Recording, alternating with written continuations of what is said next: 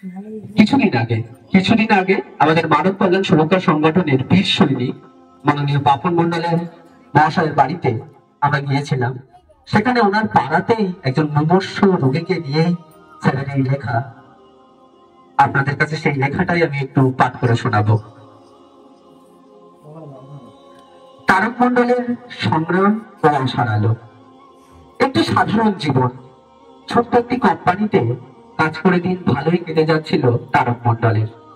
স্ত্রী, এক ছেলে ও এক মেয়ে নিয়েছিল তার সুখের সংসার।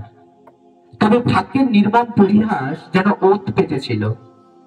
একদিন কর্মস্থল থেকে ফেরার পথে ঘটে যায় মর্মান্তিক দুর্ঘটনায় হারিয়ে যায় তার দুটো পা। যে মানুষটি একসময় নিজের পায়ে দাঁড়িয়ে পরিবারের জন্য রোজগার করতেন, সেই মানুষটি আজ সম্পূর্ণ শয্যাশায়ী। তারক মন্ডল প্রতিবন্ধী হয়ে যাওয়ার পর তার পরিবারের চিত্র একদম পাল্টে যায়। যে স্ত্রী একসময় তার পাশে ছিল, সেই আজ তাকে ছেড়ে চলে যায়।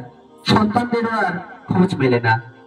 সবাই নিজের আরাম আয়েশ খুঁজে নিয়েছে, ভুলে গেছে সেই মানুষটিকে যিনি তাদের সুখের জন্য দিন রাত পরিশ্রম করতেন। এই অবস্থায় যার হাত তিনি ধরেছিলেন, সেই হাতটি ছিল তার মা পিত্তামা দেবী। শত দুঃখ ও কষ্ট সহ্য করে এই মাই তার ছেলের পাশে দাঁড়িয়েছিলেন।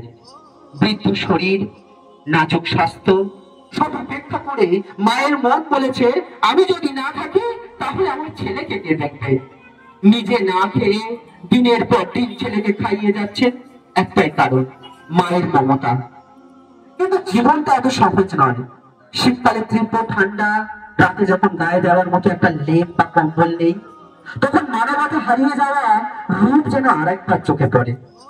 একদিন মানব কল্যাণ সুরক্ষা সংগঠনের সদস্য বীর সৈনিক বাপন মন্ডল এই দৃশ্যটি দেখেন। মায়ের কান্না, ছেলের অসহায়তা সবকিছু তার হৃদয়কে নাড়িয়ে দেয়। তিনি আর চুপ থাকতে পারেনি, যোগাযোগ করেন সংগঠনের অন্যান্য সদস্যদের সঙ্গে। মানব কল্যাণ সুরক্ষা সংগঠনের সদস্যরা দ্রুত পৌঁছে যান তারক মন্ডলের বাড়িতে। সামনে যা দেখলেন তাতে কারো মুখে আর কথা ফুটল না।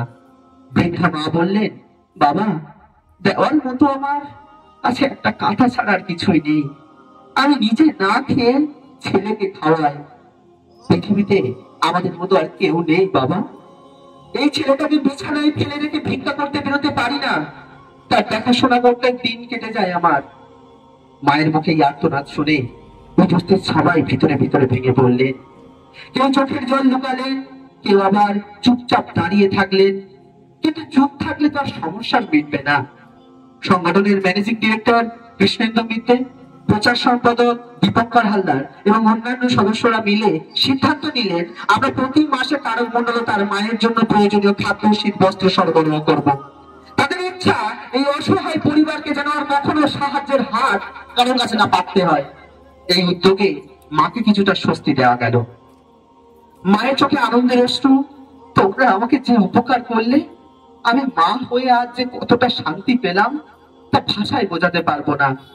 এই কথাগুলো উপস্থিত সকলের হৃদয়ে গভীর প্রভাব ফেলল। মানব কল্যাণ সুরক্ষা সংগঠনের সদস্যরা কেবল তারক মন্ডল বা পিত্তামা দেবীর জন্যই নয়, সমাজের আরো বহু মানুষের জন্য কাজ করে চলেছে। তাদের এই প্রচেষ্টা যেন সমাজের মানবতার জ্যোতি ছড়িয়ে দেয়। একে একে সবাই বললেন, যদি আমরা মায়ের জন্য অসহায়দের পাশে দাঁড়াই, তবে সমাজের চেহারাটাই পাল্টে যাবে। আজ হয়তো তারক মন্ডলের জীবনে আধার নেমে এসেছে, কিন্তু মানব কল্যাণ সুরক্ষা সংগঠনের সহযোগিতায় সেই আধারে জ্বলে উঠেছে এক টুকরো আলো।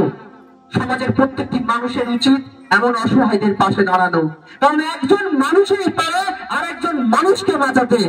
মানুষ মানুষের জন্য, এই বিশ্বাসেই সমাজকে এগিয়ে নিয়ে যেতে হবে। অসংখ্য অসংখ্য ধন্যবাদ সেক্রেটারি ভাইজান আতাউর রহমান সাহেবকে, যারা এই লেখনীর মধ্য দিয়ে আমরা একটা পরিবারের ঘটনা আমরা বুঝতে পেরেছি। কতটা ভালোবাসলে সেরকম লেখক মনোভূত ফুটে ওঠে, সেটা আমরা সেক্রেটারি স্যার ভাইজান আতাউর রহমান সাহেবের কাছ থেকে শিখেছি। ওনাকে অনেকে অসংখ্য অসংখ্য ধন্যবাদ এত মুমূর্ষ গরিবদের জন্য ভাবার জন্য। প্রেসিডেন্ট স্যারকেও অসংখ্য ধন্যবাদ। এই বলে আমি আমার ছোট্ট বক্তব্য এখানেই শেষ করছি।